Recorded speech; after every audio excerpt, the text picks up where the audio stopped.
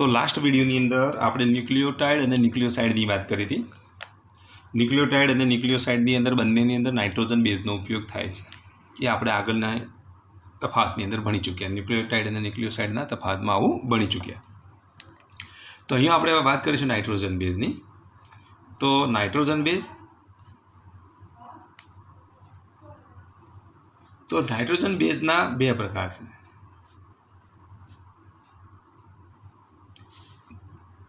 एक प्यूरिन और बीजो पिरिमिडिन।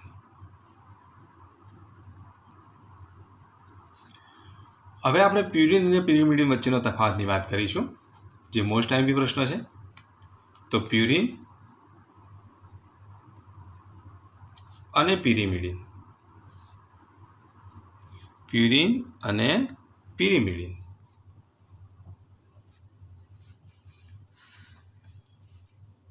वच्चेनो तफावत स्पष्ट करो।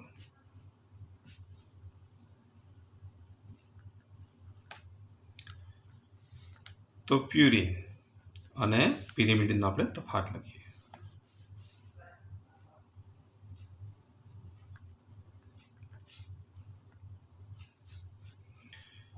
तो पेलो प्यूरिन जे छे ए शब्द केवो छे? नानो छे, पण एनुं स्ट्रक्चर मोटुं छे।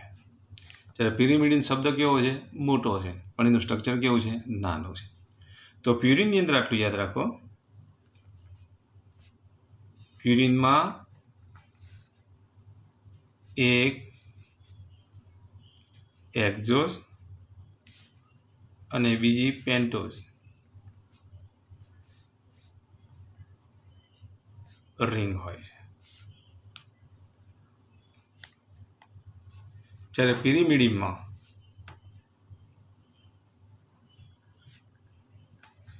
એક પેન્ટોઝ રિંગ હોય, એક એક્ઝોઝ રિંગ હોય છે।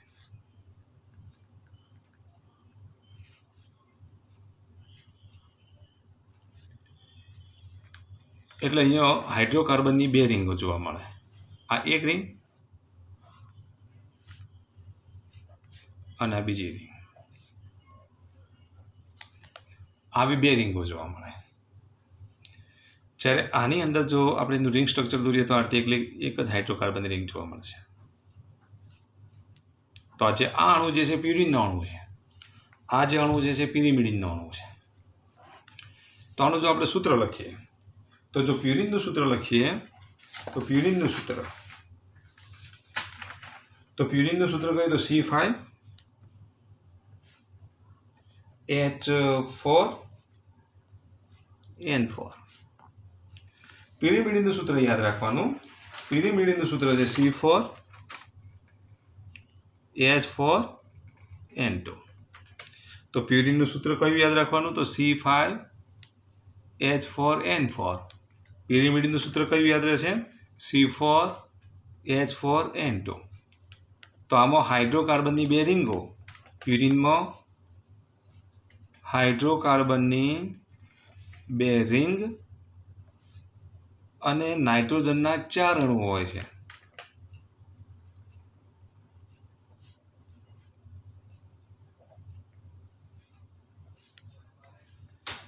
પિરિમિડિનની જો વાત કરીએ તો હાઇડ્રોકાર્બનની એક રિંગ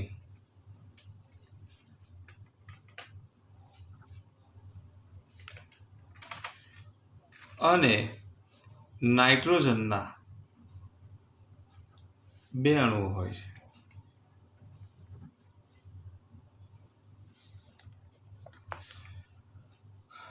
પ્યુરિન કેટલા પ્રકારના છે? તો પ્યુરિન બે પ્રકારના છે।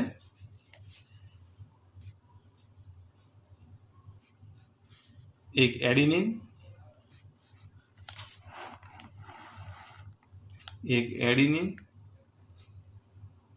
અને બીજું ગ્વાનિન। પિરિમિડિન કેટલા પ્રકારના છે? તો પિરિમિડિન 3 પ્રકારના છે। एक साइटोसिन, त्यार पछी बीजું થાઇમિન અને ત્રીજું યુરેસિન।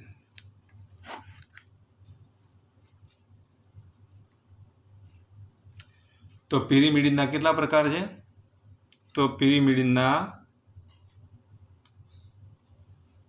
3 પ્રકાર, સાઇટોસિન, થાઇમિન અને યુરેસિલ. પ્યુરિનના કેટલા પ્રકાર? તો 2 પ્રકાર, એડિનિન અને ગ્વાનિન. હવે જો યાદ રાખવા માટે આટલું યાદ રાખવાનું, એડિનિનનો એ લઈએ, ગ્વાનિનનો આપણે જી લઈએ, પ્યુરિન માટે પીયુ યાદ રાખીએ. તો આ બધા જો લખીએ તો GAPU, ગપ્પુ યાદ રાખવાનું. શું યાદ રાખવાનું? ગપ્પુ. જી એટલે ગ્વાનિન, એ એટલે એડિનિન, પીયુ એટલે પ્યુરિન. જો પિરિમિડિનના જે આપણે નાઇટ્રોજન બેઝ યાદ રાખવા હોય તો સાઇટોસિનનો આપણે સી લઈએ, થાઇમિનનો આપણે ટી લઈએ, યુરેસિલનો યુ લઈએ અને પિરિમિડિનના આપણે પરી યાદ રાખીએ તો પરિકટ. પિરિમિડિનની જગ્યાએ આપણે પરી લખી દઈએ, પરી એટલે યાદ રાખવાનું પિરિમિડિન, અને અહીંયા આપણે શું લખીએ? CUT, પરિકટ. તો આટલું યાદ રાખવાનું. પ્યુરિન માટે ગપ્પુ યાદ રાખીશું, જ્યારે પિરિમિડિન માટે શું યાદ રાખીશું? પરિકટ યાદ રાખીશું. આગળ જો વધીએ તો પ્યુરિનમાં જે એડિનિન અને ગ્વાનિન જે છે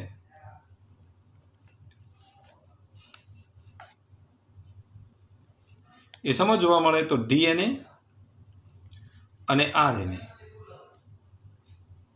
બંનેમાં જોવા મળે છે. બંનેમાં જોવા મળે છે. એડિનિન અને ગ્વાનિન એ DNA અને RNA બંનેમાં જોવા મળે. જ્યારે આપણે વાત કરીએ સાઇટોસિન, એ DNA અને RNA બંનેમાં જોવા મળે.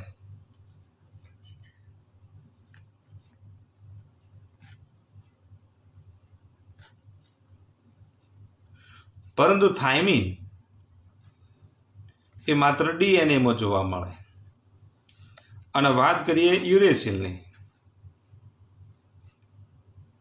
તો એ માત્ર RNAમાં જોવા મળે. તો એડિનિન અને ગ્વાનિન DNA અને RNAમાં જોવા મળે, સાઇટોસિન એ DNA અને RNA બંનેમાં જોવા મળે, થાઇમિન એ DNAમાં જોવા મળે, યુરેસિલ એ શેમાં જોવા મળે? તો RNAમાં જોવા મળે છે. તો આને અનુલક્ષીને નીટની અંદર આવો પ્રશ્ન પૂછી શકાય. તો નીટમાં કેવો પ્રશ્ન પૂછી શકાય કે યુરેસિલ એ શામાં જોવા મળે? તો માત્ર RNAમાં જોવા મળે. અથવા માત્ર RNAમાં જોવા મળે તેવો નાઇટ્રોજન બેઝ કયો? તો યુરેસિલ છે. માત્ર DNAમાં જ જોવા મળે તેવો નાઇટ્રોજન બેઝ કયો? તો થાઇમિન છે. DNA અને RNA બંનેમાં જોવા મળતા એવા નાઇટ્રોજન બેઝ કયા કયા? તો એડિનિન, ગ્વાનિન અને સાઇટોસિન. એડિનિન, ગ્વાનિન અને સાઇટોસિન છે. હવે આ રીતે જો આપણે આગળ વધીએ તો વાત કરીએ તો જો પ્યુરિનનું જો વિઘટન થાય તો પ્યુરિનનું જ્યારે વિઘટન થાય ત્યારે યુરિક એસિડ મળે છે. વિઘટન એટલે કે ચયાપચય. તો પ્યુરિનનું વિઘટન થાય ત્યારે શું મળે? તો પ્યુરિનનું વિઘટન થાય ત્યારે યુરિક એસિડ મળે છે.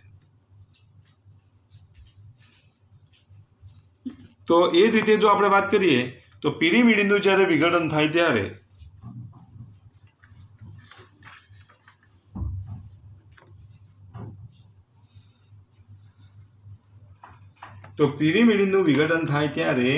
શું મળશે? તો પ્યુરિનનું જ્યારે વિઘટન થાય ત્યારે કાર્બન ડાયોક્સાઇડ,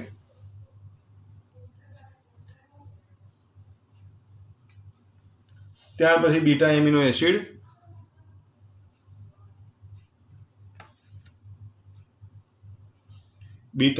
એસિડ, અને એમોનિયા વાયુ મળે છે.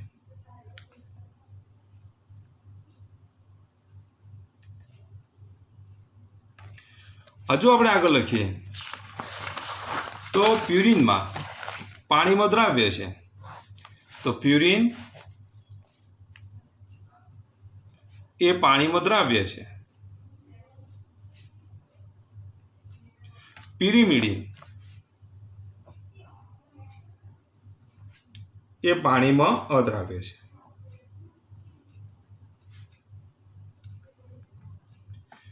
ત્યાર પછીની જો વાત કરીએ તો એના સંશ્લેષણની વાત કરીએ તો જૈવ સંશ્લેષણ, પ્યુરિનનું જૈવ સંશ્લેષણ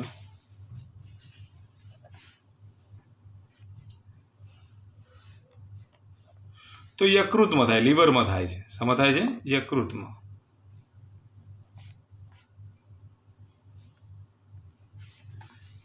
જ્યારે આપણે વાત કરીએ પિરિમિડિનની નું જૈવ સંશ્લેષણ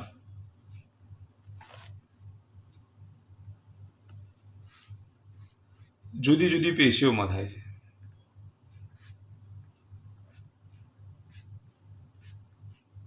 તો આમ પ્યુરિન અને પિરિમિડિનના તફાવતનો પ્રશ્ન એ અગત્યનો પ્રશ્ન છે.